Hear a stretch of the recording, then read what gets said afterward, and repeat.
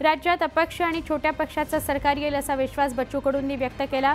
मोठ्या पक्षाला आमच्यासोबत यावं लागेल किंवा त्यांना पाठिंबा तरी द्यावा लागेल असं बच्चू कडू म्हणाले।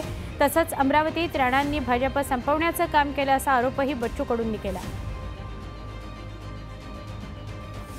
अपक्ष आणि छोट्या पक्षांचं सरकार येईल 100%, 100% 100% येईल। एकतर मोठ्या पक्षांना बाहेरून पाठिंबा द्यावा लागेल, नाहीतर आमच्यामध्ये सामील व्हावं।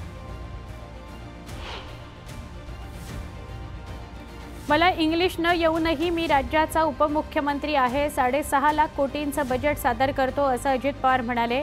तसंच पुढे बोलताना अजित पवारांनी पुतणे आणि त्यांच्या विरोधात बारामतीतून विधानसभा निवडणूक लढवणाऱ्या युगेंद्र पवारांवर निशाणा साधला। 6.5 लाख कोटीमधला त्याला टिंब काढून दाखव म्हणावं असं म्हणत अजित पवारांनी युगेंद्र पवारांवर निशाणा साधला। आता तर काही लोक काल नाही काम करायला लागले की जरी आमदारकीलाच त्यांना सोपं पडायला लागले आणि नाही जाऊ द्या तो उमेदवार मध्ये पुढच्या उमेदवाराला इंग्लिश बोलता येत नाही, ह्यालाच मराठी नीट बोलता येणार, ते इंग्लिशचे विषय काढतो। मला इंग्लिश बोलता येऊ किंवा न येऊ, मी आज राज्याचा उपमुख्यमंत्री म्हणून काम करतो। आज मी तुमचा अर्थसंकल्प 6.5 लाख कोटीचा मी सांभाळतो। 6.5 लाख कोटी, त्याच्यामध्ये त्याला म्हणून टिंब काढून तो माझा पुतण्याच आहे। मी टीका करणे बरोबर नाही, कारण शेवटी वास्तविक लोणी वापरकरांनो, मी माझे लोकसभेला उमेदवाराला उभं नको करायला, माझ्याकडनं चूक झाली, मी कबूल केली। आता कारण नसताना ते उभं करण्याचं काम झालं। आगामी काळात बाकीच्यांचं वय बघता मलाच या बारामतीचं सगळं बघायचं आहे असं वक्तव्य राज्याचे उपमुख्यमंत्री अजित पवार यांनी केलंय। लोकसभेला साहेब सांगायचे, साहेबांची शेवटची निवडणूक आहे, सुप्रियाकडे लक्ष द्या, नातवाकडे लक्ष द्या, मी पण पुतणे आहे ना, मी मुलासारखाच आहे ना, मग माझ्याकडे लक्ष द्या असं का नाही म्हणाले असं अजित पवारांनी म्हटलंय।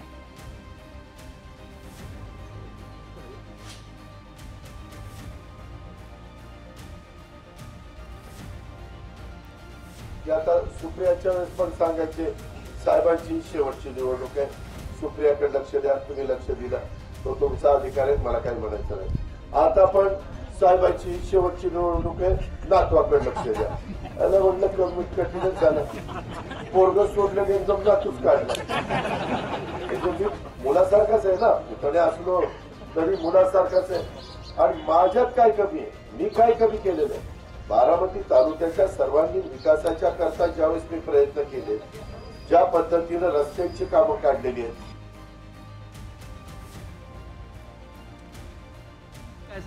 अर्थात आहेच ना, आम्ही कधी नाही म्हणले। दादा म्हणजे मी मुलासारखं आहे साहेबांचं, अर्थात आहेच ना, आम्ही कधी नाही म्हणले।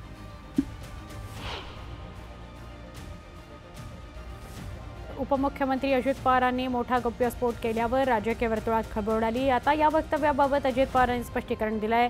अदानींसोबत कोणतीही बैठक झाली नाही असं अजित पवार म्हणाले। दादा 5 वर्षापूर्वी गौतम अदानी आणि अमित शाह यांची मध्यस्थी केली नाही, अशी काही नो मध्यस्थी झाली नाही, अशी काही नो मध्यस्थी झाली।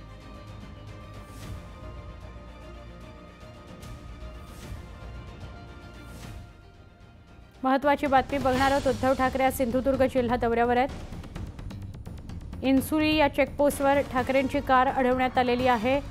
कार अडवल्यानं उद्धव ठाकरे संतापलेले आहेत। या घडीची महत्त्वाची बातमी आहे।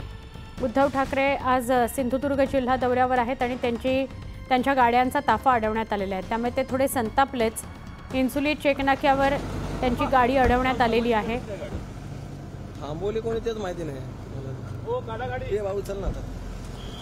कार अडवल्याने उद्धव ठाकरे संतप्त झाले। ही काही क्षणापूर्वीची दृश्य आहेत। उद्धव ठाकरेंची इन्सुली या चेकपोस्टवर गाडी अडवण्यात आली। ते सिंधुदुर्ग जिल्हा दौऱ्यावर आहेत आणि त्यावेळेला त्यांची गाडी अडवण्यात आलेली आहे। गाडी थांबवल्यानं उद्धव ठाकरे संतापले।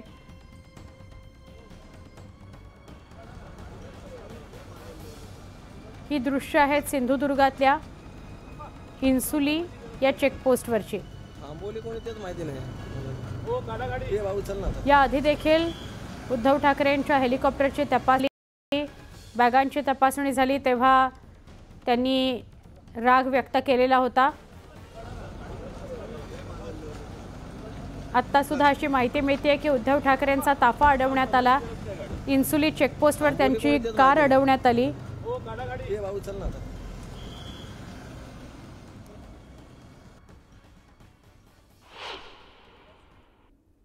20 तारखेपर्यंत खा कुणाचं पण बटण पण दाबा कमळाचं बटण असा नारा चित्रा वाघ यांनी भर सभेमध्ये दिलाय।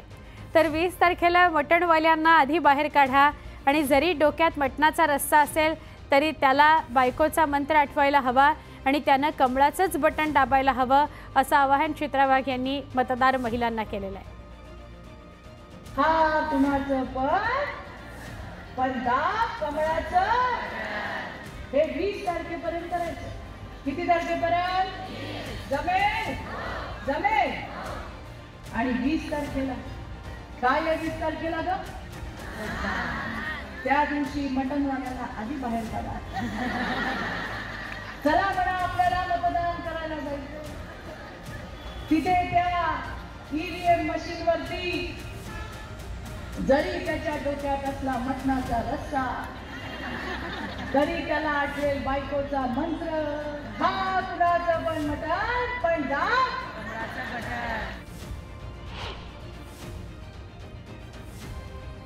बुलढाणा मतदारसंघामध्ये शिवसेना विरुद्ध शिवसेना अशी लढत पाहायला मिळते। शिवसेना उद्धव बाळासाहेब ठाकरे पक्षाच्या जयश्री शेळके यांनी बुलढाणा मतदारसंघात सध्या तरी प्रचारात आघाडी घेतल्याचं चित्र आहे। प्रचारादरम्यान आपल्याला मिळणाऱ्या प्रतिसादाच्या भरवशावर बुलढाण्यातील जनता आपल्याला निवडून देईल असा दावा त्यांच्याकडून केला जातोय।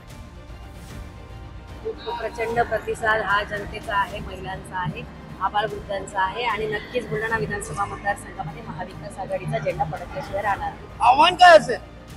या आपल्या माध्यमातून जनतेला हेच आवाहन करते की ही लढाई लोकशाही विरुद्ध हुकुमशाहीची लढाई आहे आणि या लढाईमध्ये मला विश्वास आहे की जनता ही लोकशाहीच्या बाजूने आहे। नक्कीच 20 तारखेला मशालीचं बटन दाबून बुलढाणा विधानसभा मतदारसंघामध्ये जनता हुकुमशाहीला गाडल्याशिवाय राहणार। खासदार प्रणिती शिंदे काँग्रेस उमेदवाराच्या प्रचारात मैदानात उतरल्या। शिवसेना ठाकरे पक्षाच्या उमेदवाराच्या प्रचारातून गायब असल्याचं अमर पाटलांचं म्हणणं आहे। काँग्रेस खासदार प्रणिती शिंदे यांनी दक्षिण सोलापूर विधानसभा मतदारसंघात महाविकास आघाडीचा धर्म पाळावा। प्रणिती शिंदे यांच्यासाठी महाविकास आघाडीचा धर्म पाळून शिवसैनिकांनी काम केलंय म्हणून माजी केंद्रीय गृहमंत्री सुशीलकुमार शिंदे खासदार प्रणिती शिंदे यांनी प्रचारातून आशीर्वाद देण्याचं आव्हान शिवसेना ठाकरे गटाचे उमेदवार अमर पाटील यांनी केलं आहे। उपमुख्यमंत्री देवेंद्र फडणवीसांनी उल्हासनगरमधील गुरु नानक साहेबच्या पूजेसाठी सहभागी होत असल्याचं दिसलं। सत्संगाला आल्यानंतर गुरुवाणीच्या माध्यमातून आमच्या हातातून चांगलं कार्य घडू देत अशी प्रार्थना त्यांनी केली। आज के इस मौके पर इतनी ही प्रार्थना करता हूँ गुरुजी से कि गुरुजी हम सभी को आशीर्वाद दे, मेहर करे और हमारे हाथों से हमेशा अच्छे कार्य हो। और जिस प्रकार से भाई साहब ने कहा कि अच्छे समय में और बुरे समय में भी हम केवल शुक्राना करते रहे ताकि गुरु की मेहर हम सभी पर हमेशा बनी रहे। महत्त्वाची बातमी आहे, बाकीच्यांचं वय बघता मलाच सगळं बघायचं आहे असं अजित पवारांनी कॉर्नर सभेत विधान केलेलं आहे। बारामतीचं मलाच सगळं बघायचं आहे असं अजितदादा म्हणाले। माझ्या इतकं कुणीच काम करत नाही असाही दावा त्यांनी केलेला आहे। तर गाव पुढाऱ्यांचा राग माझ्यावर काढू नका असंही मिश्किल विधान अजित पवारांनी केलं आहे। माझी आपल्याला विनंती आहे की परत आता मलाच या बारामतीचं सगळं बघावं लागणार आहे कारण वयाचा सगळ्यांचा विचार करतात। आता बाबासाहेब इथं बसले। बाबासाहेब तुमचं वय किती झालं? 83। आता तुमची मुलंच बघतात की नाही? तुम्ही फक्त त्यांना आशीर्वाद देताय, मार्गदर्शन करताय। ही जगाची रीत आहे मी कुणाला दोष देतो असं नाही, ही जगाची रीत आहे. मी जेवढं काम करू शकतो, मी पुन्हा सांगतो मी कामाचा माणूस आहे, मी जेवढं काम करू शकतो तेवढा महाराष्ट्रातला एकही आमदार काम करू शकत